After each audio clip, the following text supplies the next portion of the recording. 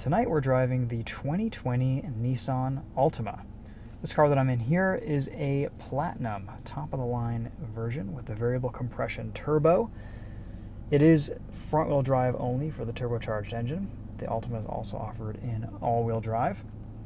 All versions have a continuously variable transmission, and like much of Nissan's current lineup, are very easy to use, quite pleasant to drive, and reasonably priced. Let's take you on a walk around of this new 2020 Altima. It was completely redone in 2019, so it's been around for about a year or so. It's lower, it's wider, and I think it's quite sleek looking, especially in this red. As you guys have probably noticed this year, we've spent a lot of time in Nissan products, and the Sentra remains one of my favorite vehicles they have on sale these days. And to me, this Altima just feels like a bigger version of the Sentra, which isn't necessarily a bad thing. Of course, you get a lot more space in the Altima, a good sized trunk, you can fold down the rear seats 60/40. Back seat room is quite plentiful. Lots of legroom, and even with this relatively low sloping roof, I have a decent amount of headroom.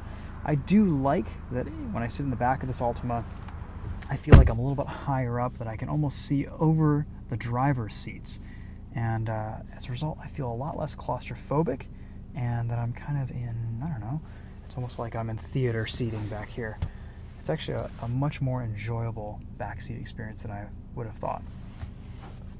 A couple of USB ports, USB-C and Type A. This is a super easy car to get in and out of. Ingress, egress is fantastic. And you know what? I actually quite like the way it looks. I think this is a pretty good looking sedan. All of these sedans on the market now are trying to kind of, I think companies are styling them a little bit more sexy than they have in the past, just because it's a competitive segment, and a lot of people are buying SUVs and crossovers. But Nissan has always remained true to their sedan roots. This new Altima does ride on a completely new platform. There's the VC turbo 4-cylinder. Gone is the V6. This rides on 19-inch wheels. I mean, there's a lot of compelling stuff here. I'm not sure it would win me over a Honda Accord, but it is a really nice overall package.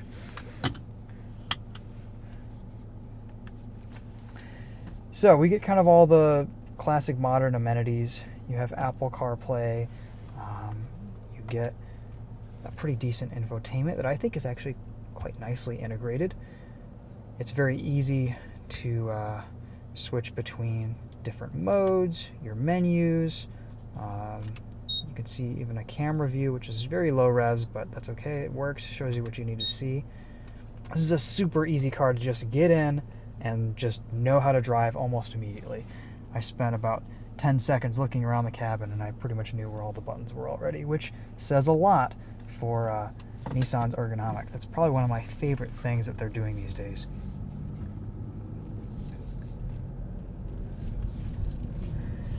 So let's take this for a drive. Steering is super light at pretty much all speeds. I would almost go as far to say it's a little bit too light, but I think it just kind of is a little bit overly assisted. It's not necessarily a knock, but it's just something to note. This car has really nice ride quality. It definitely feels like you are in something a little bit lower and wider. It's not necessarily a sporty driving experience, but you definitely know that you are in a sedan and that you have a lower center of gravity than you do in most other cars people are driving these days. Nissan's zero-gravity seats, of course, are fantastic, incredibly comfortable, honestly kind of some of the best in the business. I have really nice visibility, Rearward visibility is a little bit hindered because there's that sloping rear end that kind of is a styling element that looks good, but in practice it makes your view out of the rearview mirror a little bit of a challenge.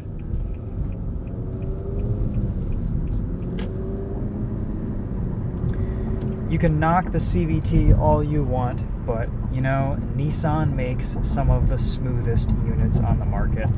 And this Altima CVT combined with a turbocharged engine is fantastic. It drives really, really well. It's super smooth. And the turbo has enough torque so that you're not whirring away all the time. You can just cruise in this thing and it'll give you plenty of power under 2,500 RPM. And just driving normally, you barely hear the engine, which is great.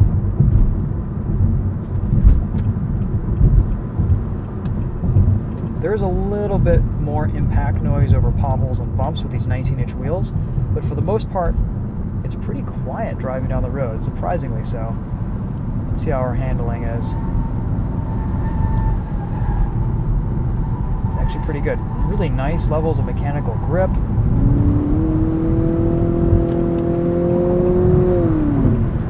can hear a little bit of four-cylinder fakery noise there going on, but for the most part, I mean, this turbocharged engine feels great. It really doesn't feel turbocharged.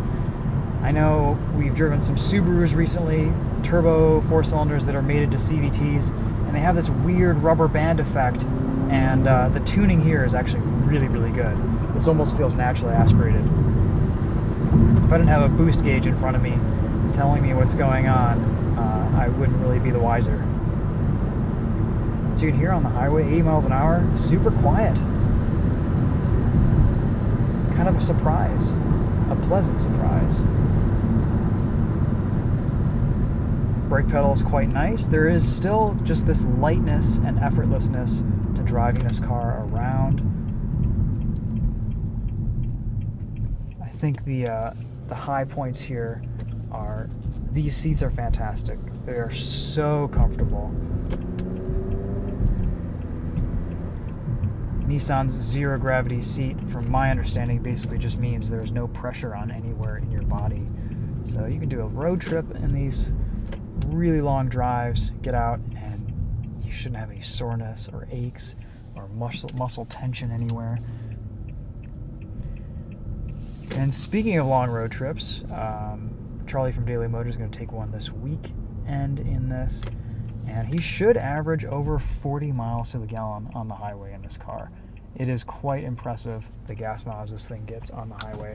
I believe this is rated for 29 mpg combined, 25 in the city and 34 on the highway, but these are way more efficient usually than they are rated for in the real world.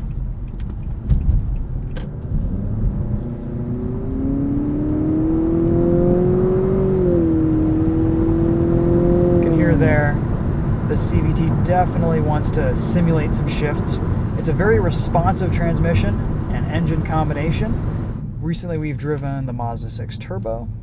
That is a fantastic car and definitely a little bit more luxurious feeling than this Altima. Nissan's definitely tried to make you feel like you're in a more luxurious car. Here we've got some contrast stitching and the leather seats and this flat bottom steering wheel, but none of the materials in here feel particularly high end. There are definitely some soft surfaces. The place where I rest my elbow is pretty soft, and the seats are fantastic, but otherwise everything is not necessarily punching above its weight in terms of luxury like the Mazda 6 is. I don't think it's as fun or exciting to drive as the Accord, and I would as far as driving appeal goes, I kind of put this in line with the Toyota Camry. This is a really nice overall package, and Nissan has done a good job putting this thing together. It's just that the space is so competitive and so good, and there are so many fantastic options that I would it would be tied for third or fourth place in my book. And if you are a Nissan brand loyalist, this is a really, really good option because this new Altima is fantastic. It's a huge upgrade from previous versions, and I think it looks the business and it definitely performs how it should. While we're here, let's do a quick audio system test. I noticed a little bit of buzziness from the speakers earlier. We'll see if that's still the case.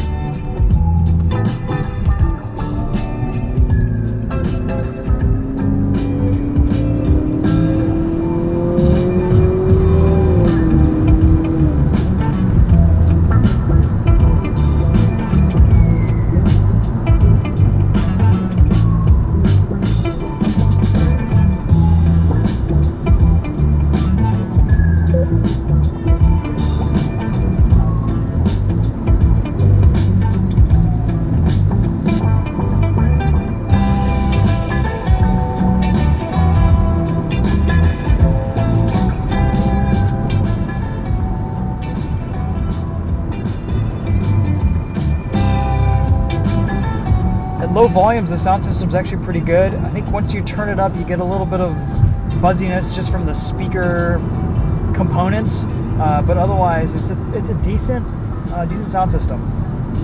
We'll keep it relatively short on that.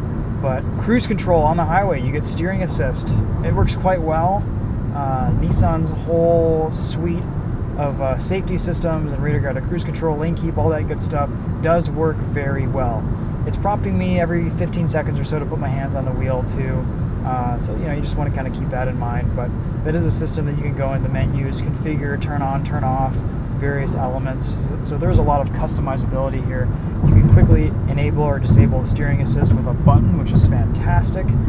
Again, great ergonomics on Nissan's part. And the radar guided system works quite well too. You can quickly change between 5-mile-an-hour increments by holding the up and down buttons, and it's just an easy system to use and operate. You can change your following distance easily. All of it works quite well. So yeah, guys, that kind of sums up the Altima for me. It's been a really nice car to drive. I think this is just an easy sedan to live with. The high points here are not a lot of in-cabin noise. Great overall feature set, really easy to use, ergonomically friendly. This turbocharged engine just feels nice and refined and balanced, especially for the level of grip and handling capability in this car. This is a pretty decent handling sedan. You definitely feel that lower center of gravity that Nissan has engineered into their latest products. There are definitely some areas here where I don't feel like this is as high quality of an item as the Mazda and the Honda products, but there are some other things that do warrant a second look. So my advice would be to go out, test drive a few of these options if you're in the market, but know that the Altima definitely isn't far behind its competitors, and that's saying a lot. Also check out Charlie on Daily Motor for his videos. He always kind of provides a unique take on things. And yeah, if you want to know about what I'm up to on a regular basis, I'm on Instagram at TheTopher2. So if you want, feel free to follow me on there. Until then, guys, I think that's about it for this car. We have a few other vehicles in the lineup this week, and yeah, we've got some more content coming at you guys. Thanks for watching. Thanks for all your support lately. Things have really been exciting to watch, and love interacting with all the comments, and just things have been great. So I appreciate all the support. As always, thanks again. We'll see you guys in the next video. Take care. I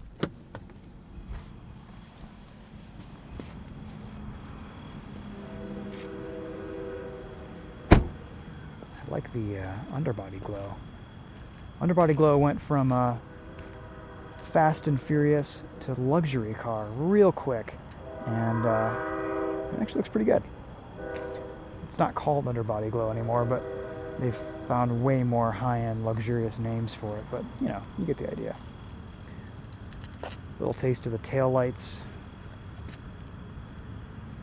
Standard bulbs, no LED action there. Yeah, decent looking car. Still the same key fob as they've always had. Alright guys, that's it. We'll see you later.